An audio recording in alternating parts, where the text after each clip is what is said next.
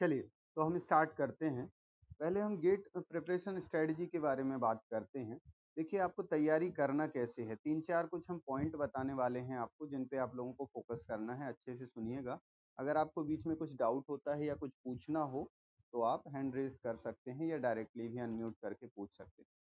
देखिए, आपको कुछ 4 स्टेप के थ्रू तैयारी करना है। वो 4 स्टेप कैसे हैं कि पहले तो आप कोई भी एक सब्जेक्ट पकड़ेंगे और उसकी तैयारी स्टार्ट करेंगे। दूसरी चीज़ ये है, सेकंड स्टेप ये है कि जब वो सब्जेक्ट में कोई यूनिट आपकी कंप्लीट हो जाती है, तो किसी न किसी एक बुक को आप पकड़ेंगे, जिससे आप उस यूनिट के क्वेश्चंस की प्रैक्टिस करेंगे। इसमें तो फिर हम थोड़ा-सा और डीप में जाएँगे, समझाएँगे आपको। और थर्ड जो स्टेप है आपका, वो आपका रहेगा कि प्रीवियस ईयर के आप क्वेश्चन पेपर भी सॉल्व करेंगे। लेकिन ध्यान रखना है, प्रीवियस ईयर के क्वेश्चन पेपर यूनिट वाइज आपको अभी सॉल्व नहीं करना है। जब आपका पूरा सब्जेक्ट कंप्लीट हो जाए, फिर उस सब्जेक्ट के प्रीवियस ईयर के क्वेश्चन पेपर आपको सॉल्व करना है। और चौथा है आपका टेस्ट सीरीज। इनको हम डीप में समझाते हैं करना कैसे है। देखिए, पहले हमने बोला सब्जेक्ट की प्रिपरेशन या सब्जेक्ट की तैयारी करना है, तो सब्जेक्ट की तैयारी करने के लिए आपको स्टडी मटेरियल की जरूरत होगी। और वो स्टडी मटेरियल किसी भी फॉर्म में हो सकता है। आपकी टेक्स्ट बुक के फॉर्म में हो सकता है, आप इंटरनेट से, गूगल से या और कहीं से वो स्टडी मटेरियल कलेक्ट कर सकते हो, या आपके टीचर्स के नोट्स भी हो सकते हैं, या फिर वीडियो के फॉर्म में हो सकता है, जैसे कि हमारे channel Gate Crackers YouTube channel पे जो वीडियोस डले हुए हैं, या फिर आपको और भी बहुत सारे अच्छे अच्छे यूट्यूब चैनल हैं, वहाँ पे भी आपको स्टडी मटेरियल मिल जाएगा। तो सबसे पहले आपको करना क्या है कि हर सब्जेक्ट के लिए एक नोटबुक तैयार करना है, जिसे आप बोल सकते हो कि जो आपके रिवीजन के टाइम पे आपको काम आने वाली है। तो आपको क्या करना है, जो भी यूनिट आप स्टार्ट कर रहे हो, उस यूनिट में जब आप उस यूनिट के वीडियो देखो या टेक्स्ट बुक से आप तैयारी कर रहे हो, तो आपको ये ध्यान देना है कि आपको सबसे टफ टॉपिक कौन सा लग रहा है, उसको आप अपनी नोटबुक में नोट कर लो, जिससे कि रिवीजन के टाइम पे आपको याद रहे कि ये वाला टॉपिक आपको टफ लगा था, तो आपको इसको दोबारा से रिवाइज करना है। ये कब करना है, जब आप उस सब्जेक्ट की तैयारी कर रहे हो फर्स्ट टाइम। इसके बाद अब मान लीजिए आपकी एक यूनिट हो गई कंप्लीट। ऐसा करते करते जैसे ही यूनिट कंप्लीट हुई, तो कोई भी एक प्रैक्टिस बुक ले लीजिए अच्छी सी, जैसे कि कनोडिया होती है, कनोडिया की प्रैक्टिस बुक आप ले सकते हो। उसमें सब्जेक्ट वाइज भी मिल सकती हैं आपको, या फिर आप ओल्ड वर्जन ले लेंगे तो आपको एक कंबाइंड बुक मिल जाएगी जो कम पैसे में मिल जाएगी। या जरूरी नहीं है कनोडिया, बहुत सारी और भी पब्लिकेशंस हैं। कुछ और कोचिंग्स भी हैं जो अपनी अपनी बुक्स निकालती हैं, तो आप उनमें से कोई भी एक बुक उठा सकते हो जो गेट के अकॉर्डिंग जिसका सिलेबस हो, और उसमें नंबर ऑफ क्वेश्चंस ज़्यादा हो। मेन मोटिव है अपना नंबर ऑफ क्वेश्चंस का, तो उनसे प्रैक्टिस कर सकते हो। अब क्वेश्चन जब प्रैक्टिस कर रहे हो, उस दौरान आपको क्या करना है वो हम अभी बताते हैं। उससे पहले आप, ये सेकंड स्टेप हो गया आपका प्रैक्टिस करने वाला। प्रैक्टिस करते समय भी आपको नोट करना है उस नोटबुक में, जो हमने बोला था कि आप तैयार कर लीजिए। अब नोट क्या करना है ये इंपॉर्टेंट है। जब आप क्वेश्चन प्रैक्टिस करोगे तो आपको दो टाइप के क्वेश्चन मिलेंगे, एक नोन, एक अननोन।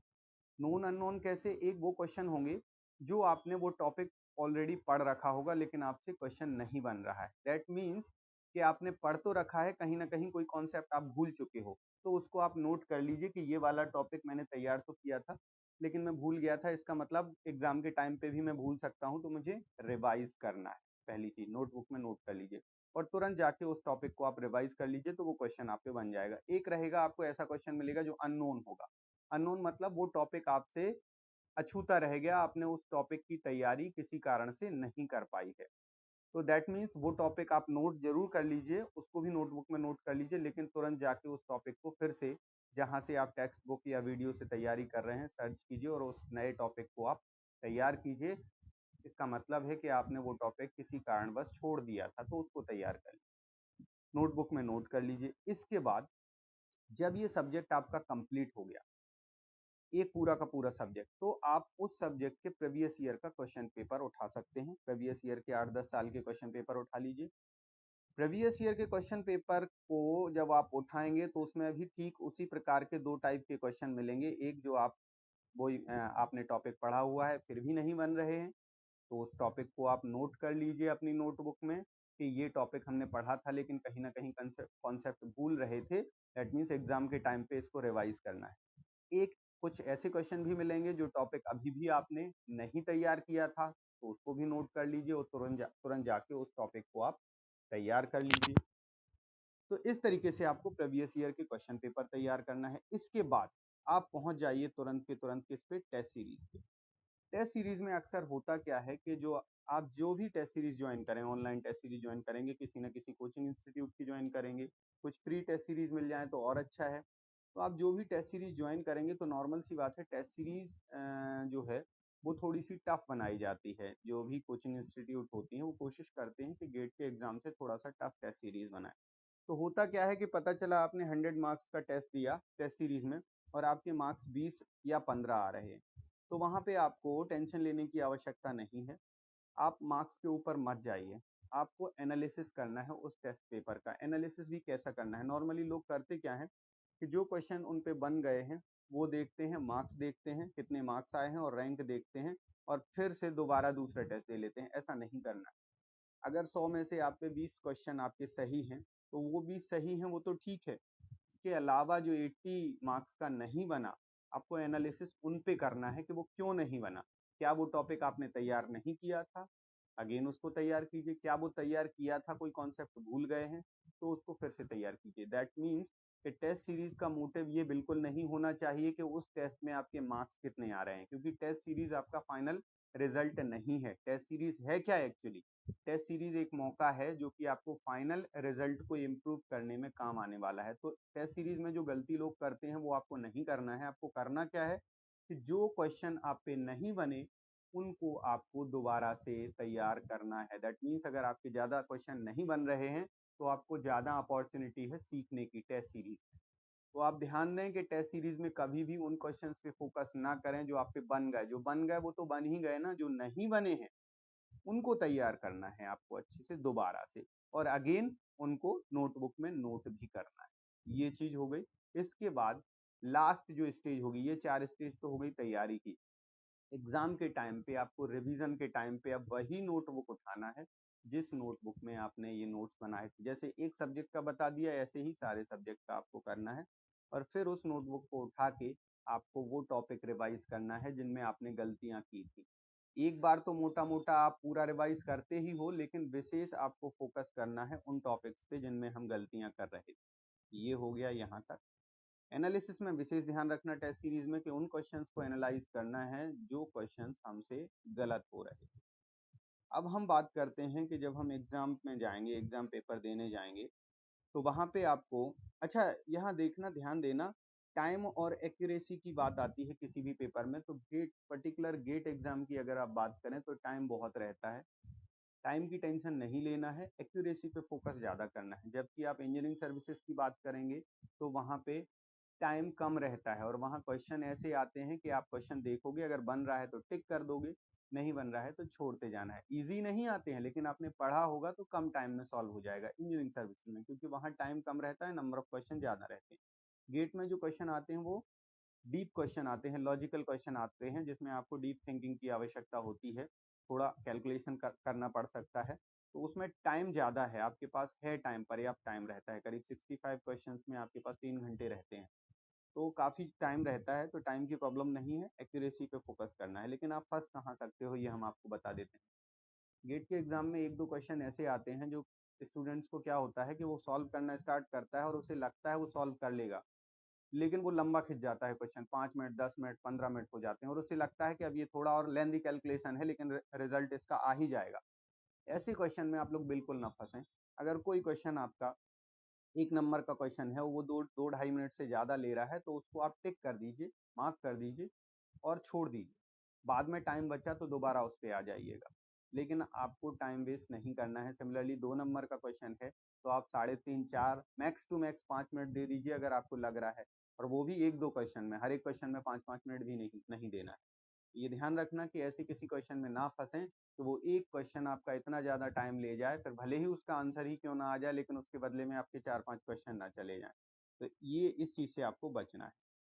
दो चीजें और इम्पोर्टेंट हैं जो हम आपको बताना चाहते हैं कि आपके जो क्वेश्चंस आएंगे वो एक तो ऑब्जेक्टिव क्वेश्चन आएंगे और एक न्यूमेरिकल क्वेश्चन आएंगे। न्यूमेरिकल मतलब कि आपको उनकी न्यूमेरिकल वैल्यू फिल करना पड़ेगा। जो ऑब्जेक्टिव क्वेश्चन आते हैं उनमें कुछ क्वेश्चन ऐसे रहते हैं जिनमें आप ऑप्शन देख के कुछ ऑप्शंस को रिजेक्ट कर सकते हो। जैसे आपने नेटवर्क एनालिसिस में देखा होगा कि किसी सर्किट में ट्रांजिएंट करंट की या वोल्टेज की वैल्यू वीटी या आईटी कैलकुलेट करने को बोलते हैं। वहां पे आपको पता है कि आप t इज इक्वल टू 0 रख दोगे तो इनिशियल वैल्यू आ जाएगी करंट या वोल्टेज की, t is equal to infinite रख दोगे तो फाइनल वैल्यू आ जाएगी, और time constant e to the power के फॉर्म में जो रहता है वहां से कैलकुलेट कर सकते हो। तो जब तीन वैल्यू हमें दिख रही हैं तो आपको क्या करना है, चारों ऑप्शन में ये तीन वैल्यू देखिए और ये चेक कीजिए कि कौन सी वैल्यू ऐसी है जो सारे ऑप्शंस में अलग अलग है। अगर मान लो एक कोई वैल्यू, मान लीजिए इनिशियल करंट जो है वो चारों ऑप्शन में अलग अलग है, तो आपको कुछ नहीं करना है, जो क्वेश्चन आपको गिवन है उसकी सिर्फ इनिशियल करंट निकाल लीजिए और जो जिस ऑप्शन से मैच कर रही हो वो आपका ऑप्शन हो जाएगा। इस टाइप के बहुत, अब चारों में जरूरी नहीं है, कुछ क्वेश्चन ऐसे होंगे जिनमें दो ऑप्शन में इनिशियल वैल्यू सेम होगी और दो किन्हीं ऑप्शन में फाइनल वैल्यू सेम होगी। तो आप इनिशियल और फाइनल दोनों निकाल लीजिए, तो एक से इनिशियल वैल्यू से दो कोई ऑप्शन होंगे, फाइनल वैल्यू से कोई दूसरे दो ऑप्शन होंगे, तो जो कॉमन आ रहा होगा वो आपका आंसर हो जाएगा। मतलब कुछ ऐसे क्वेश्चंस होंगे जिसमें आपको पूरी तरीके से सॉल्व करने की आवश्यकता नहीं होगी, ऑप्शन देख के आप आंसर टिक कर सकते हो। एक और चीज याद रखना है कि कोशिश कीजिए, कुछ लोग बोलते हैं 2 नंबर से स्टार्ट करें या 1 नंबर के क्वेश्चन से स्टार्ट करें सॉल्व करना, तो हमारा मानना तो ऐसा है कि आप तो स्टार्टिंग से स्टार्ट कीजिए 1 नंबर से, 1 नंबर के क्वेश्चन से, मतलब क्वेश्चन नंबर 1 से ही स्टार्ट कीजिए। ऐसा क्यों, इसका कारण बताते हैं। नॉर्मल सी बात है, 1 नंबर के क्वेश्चन इजी आते हैं as compared to 2 marks question, तो अगर आप 2 नंबर के क्वेश्चन से उल्टी तरफ से स्टार्ट करते हो तो प्रोबेबिलिटी ज़्यादा है कि आपको कोई ना कोई ऐसा टफ क्वेश्चन फंस जाएगा जो आप पे नहीं बनेगा, और अगर स्टार्टिंग में ही आपको कोई टफ क्वेश्चन फंस गया तो आपका मोरल डाउन हो जाएगा और आप टेंशन में आ जाओगे कि वो आप पे नहीं बन रहा है, और हो सकता है कि जो क्वेश्चन आप पे बनने वाले थे टेंशन के कारण आप पे वो क्वेश्चन भी ना बने। तो आप कोशिश करो कि ऑर्डर में क्वेश्चन सॉल्व कीजिए। प्रॉब्लम कहाँ होती है, लोग बोलते हैं 1 1 नंबर के क्वेश्चन करेंगे तो 2 नंबर के लिए टाइम नहीं बचता, तो टाइम आपको मैनेज करना है। आपको ध्यान रखना है कि 1 1 नंबर के जो क्वेश्चन होते हैं वो 25 क्वेश्चन होते हैं टेक्निकल पार्ट में, और 5 क्वेश्चन होते हैं जो हमारा इंग्लिश और वो एप्टीट्यूड वाला पार्ट होता है। तो टोटल मिला के 30 मार्क्स के क्वेश्चन होते हैं 1 नंबर के, तो उस हिसाब से आप मैनेज कीजिए। 30 मार्क्स मतलब अप्रोक्सीमेट 1/3, तो अप्रोक्सीमेट 1/3 टाइम मतलब 3 घंटे का पेपर है, तो आप कोशिश कीजिए कि 1 घंटा यानी कि बल्कि 55 मिनट के अंदर आप 1 नंबर के सारे क्वेश्चन सॉल्व कर लें। ऐसा आप मैनेज कर लीजिए तो आपको प्रॉब्लम नहीं हो, तो फिर आपका ऐसा नहीं होगा कि 2 मार्क्स के क्वेश्चन के लिए आपको टाइम नहीं बचा। तो हमारी तरफ से ये था इतना।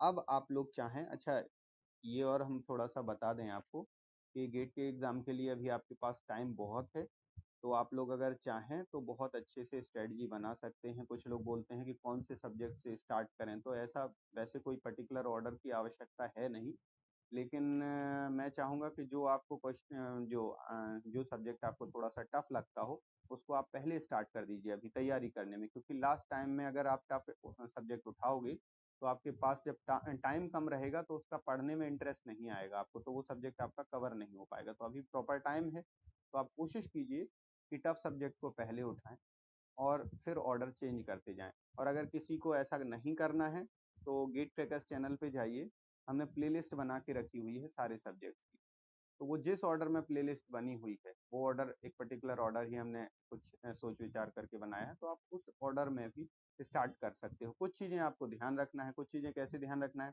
जैसे मान लीजिए आप एनालॉग इलेक्ट्रॉनिक्स पढ़ने वाले हो तो उससे पहले नॉर्मल सी बात है कि इलेक्ट्रॉनिक डिवाइसेस आपको कंप्लीट कर लेना चाहिए।